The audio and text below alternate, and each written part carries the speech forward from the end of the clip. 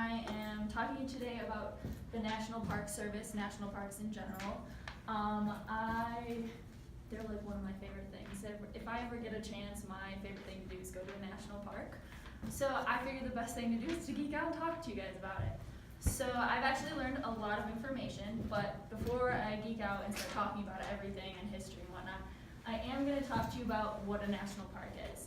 So a national park, in essence, is to preserve, whether it's the land features it has, the land itself, or the wildlife, anything specific, but over time it has slowly changed.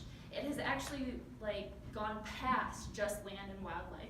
It's gone to monuments, anything that's significant in history, whatever you guys perceive to be important in history. I know many of you have been in multiple history classes. It can be a significant battle, the grounds the battle happened on. It can be a moment in time where at a specific location, somebody stood up and did something, and there's a monument now there. So that is all entailed into national parks now.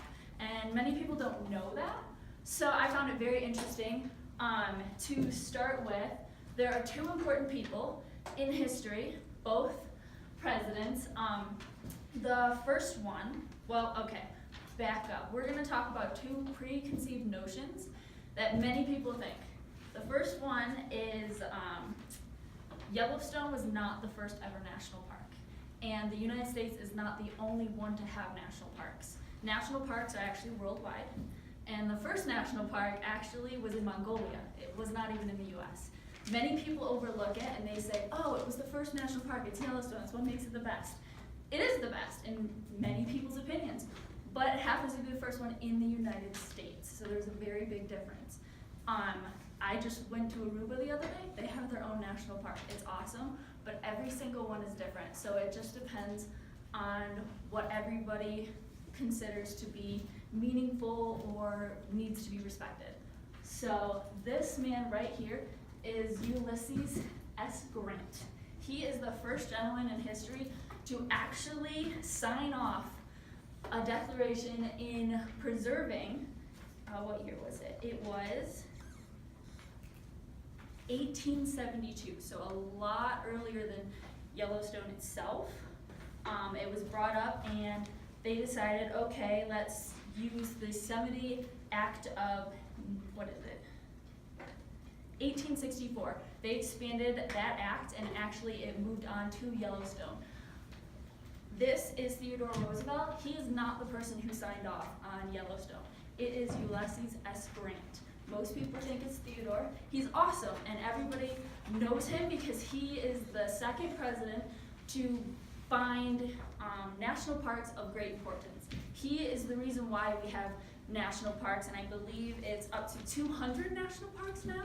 It has expanded. That includes monuments, it includes battlegrounds, it includes the masses, and he is the reason we all enjoy them today. But what people don't realize, national parks extends past just saying, here's a landmass that we want to keep protected. It's not just saying, okay, this is now a national park.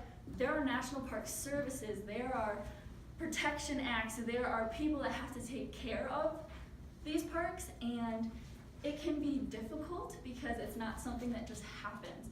There are tons of different ways the world could have gone about it, but you need money. And everybody wants to support something, but they don't always want to share the money. And this man right here was the person who got people to believe further and actually support it, actually put the work in, which includes a gentleman called Stephen Mathers. He was actually a millionaire in 1915, and he put together a fund and, so to speak, established a national park service. So the national parks itself are a thing, but what you don't understand is these don't just stay pretty themselves. It takes work. And one of the big problems is how to regulate the parks and allow people to come in without actually disturbing wildlife or certain plants or whatever native biological material might be in the park.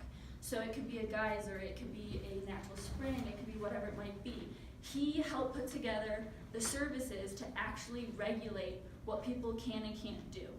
Everybody wants to see it, that's awesome, but we have to make sure it lasts. And Stephen Mathers is very forgotten about, and I find it odd because it took a lot of research to find this human being. Like, I come across a lot of things. I have seen a lot of different research is done, people fighting over it, but he was the one name that stood out. He actually made it happen. He agreed with Theodore Roosevelt. It was something that was important to everybody, and he made it happen. On top of that, there are now established 51 federal bird reserves, 4 national game reserves, game meaning game animals, whether it is bears, deer, all of that, so anything you hunt for. There are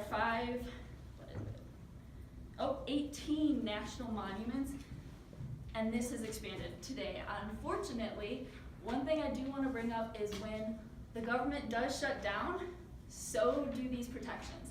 These protections are brought to you by the government. It is now established, but nothing is kept up if the government is shut down. So if you go to a website that happens to be for national parks, it's shut down. At the top, it'll let you know it's not taken care of. And there's a huge problem right now with people actually trashing parks, doing things they shouldn't be, touching animals, which is dangerous for the people, but it's also dangerous for the animals. It's dangerous for everybody. So just keep in mind that if you go to a national park and the government is shut down, be respectful. That's why we have them, but the government shouldn't have to keep you in check.